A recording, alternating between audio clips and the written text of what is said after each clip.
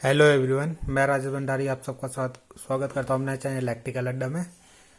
तो जैसे हमने कल पढ़ा था, कुलाम का नियम हमने पढ़ लिया था। ठीक है, तो आज जो हमें नया टॉपिक है वह है कुलाम का नियम का सदिश रूप। तो कल हमने जो कुलाम के नियम में जो फॉर्मूला प्रूव किया था, F=1/4πε0 Q1 Q2/r²। ठीक है, ये फॉर्मूला हमने प्रूव किया था। तो यहाँ पे जो एक फोर्स था, ये आपकी एक क्या है, सदिश राशि यानी वेक्टर क्वांटिटी है। ठीक है, तो जब ये सदिश राशि है आपकी, तो इसका मतलब इसमें परिमाण भी होगा। ठीक है, और दिशा भी होगी। ठीक है, तो इसको हम कैसे वेक्टर फॉर्म में लिखेंगे, वही आज हमारा टॉपिक है। ठीक ठीक है, इतना हमने कर लिया था। तो कल हमने जो कूलॉम्स लॉ पढ़ा था, हमने देखा था कि जो मान लो Q1 Q2 हमारे पास दो चार्ज है, उनको हमने कुछ डिस्टेंस r पे रखा है। ठीक है, सपोज ये दोनों प्लस होंगे, तो प्लस होंगे तो एक दूसरे पे प्रतिकर्षण लगाएंगे। ये इसमें इधर की तरफ फोर्स लगाएगा, यानी Q1 Q2 पे इधर की तरफ फोर्स लगाएगा। ठीक है, और Q2 Q1 पे इधर की तरफ फोर्स लगाएगा। ठीक, इतना हमने पढ़ लिया था। तो ये जो इस पर फोर्स लगाएगा, इसको हम बोलेंगे F12, यानी 1 पे 2 फोर्स लगा रहा है, तो इसको 1-2 बोलेंगे। और इसको क्या बोलेंगे, F21।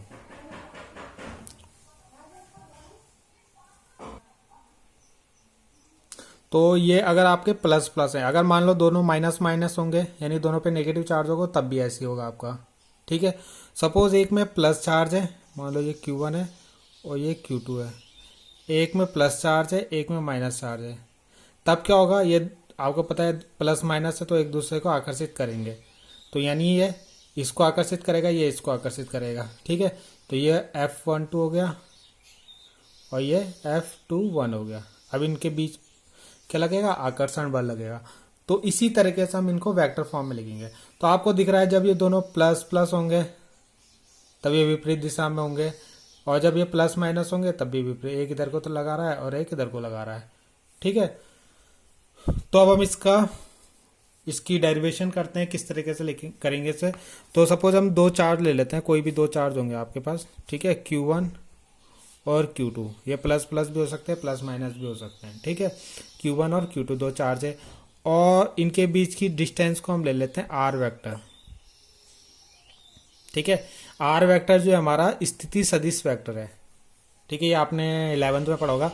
स्थिति सदिश वेक्टर क्या करता है, जैसे आपके पास दो कोई डिस्टेंस पे कोई दो चार्ज है, तो इसकी स्थिति इसके सापेक्ष क्या है, यानी Q2 की स्थिति Q1 के सापेक्ष क्या है, उसको अगर हमें वेक्टर फॉर्म से दिखाना है तो उसको कोई भी वेक्टर ले लेंगे, R वेक्टर से ही दिखाते हैं वैसे स्थिति सदिश वेक्टर को, तो R वेक्टर इसको लिख देंगे, यानी Q2 की स्थिति Q1 के सापेक्ष। ठीक है, कितनी दूरी पर रखा हुआ है, और Q1 Q2 पे जो फोर्स लगाएगा वो इधर की तरफ लगाएगा, यानी F21। ठीक है, और ये जो इस पर फोर्स लगाएगा, ये इधर की तरफ फोर्स लगाएगा। ठीक है, सपोज अभी दोनों प्लस प्लस हैं।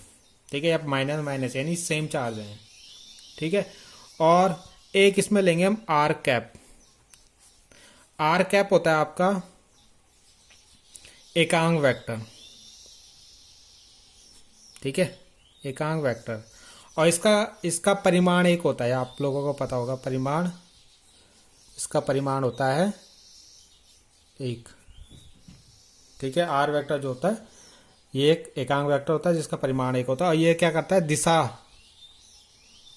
को बताता है। ठीक है, दिशा को बताता है, ये दिशा को इंडिकेट करता है। ठीक है, बस इसका काम ही होता है।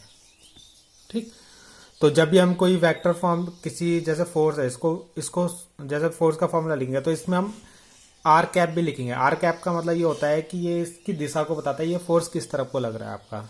ठीक, तो इतना आपका डायग्राम बन गया। अब हम इसको समझते हैं आगे। तो पहले हम फोर्स निकालते हैं F21। ठीक है, यानी ये वाला फोर्स। तो इस फोर्स का फॉर्मूला हमने कल पढ़ लिया था, होता है 1/4πε0 Q1 Q2 अपॉन R²। ठीक, और इसके साथ ले लेंगे R कैप। अब इस आर कैप का ना एक फॉर्मूला होता है। ठीक है, ये होता है आपका आर वेक्टर, यानी जो स्थिति सदिश वेक्टर था, अपॉन आर। ठीक है, तो ये वैल्यू हम पुट कर देंगे यहाँ पे। तो ये फॉर्मूला जो बन जाएगा F21 इक्वल टू हो जाएगा 1/4 pi epsilon naught Q1 Q2, ठीक है Q2 लिख ले से, अपॉन आर स्क्वायर, और आर कैप की जगह लिखेंगे आर वेक्टर, ठीक है। और ये आर नीचे आना था, आर स्क्वायर था ना, तो ये आर क्यूब लिख लेते हैं इसे, ठीक है, इसे इक्वेशन। तो ये F21 कौन सा लिखा है हमने, Q1 के कारण Q2 पे फोर्स, Q1 के कारण Q2 पर बल, ठीक है। अब निकालेंगे Q2 के कारण Q1 पर बल, ठीक है। तो इसको निकाल लेते हैं, ये निकालेंगे हम F12। तो ये फॉर्मूला तो सेम ही होता है, तो बस इसमें माइनस आएगा। आपको दिख रहा है कि ये उल्टी दिशा में लग रहा है फोर्स, ठीक है, ये जो फोर्स लग रहा है उल्टी दिशा में लग रहा है, तो इसमें माइनस साइन आएगा 1/4 pi epsilon naught Q1 Q2 upon r cube, और ये भी आर वेक्टर आ जाएगा, ठीक है। इसको मैंने डायरेक्ट लिख दिया सेम में, इसमें भी पहले आर कैप आना था, आर कैप की वैल्यू हमने यही रखनी थी, तो इसलिए हमने डायरेक्ट फॉर्म।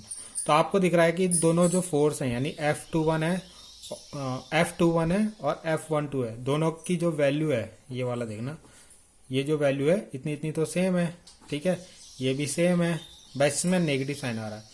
तो इसका मतलब इसको जब हम वेक्टर फॉर्म में लिखेंगे तो इस तरीके से लिखेंगे, और ये जो दोनों फोर्स होते हैं ये एक दूसरे के अपोजिट होंगे, यानी F2 जो होगा माइनस F12 होगा, ठीक है। तो यानी ये दोनों फोर्स अपोजिट डायरेक्शन में लगेंगे, ठीक है, और अपोजिट डायरेक्शन में लगते हैं, ठीक है।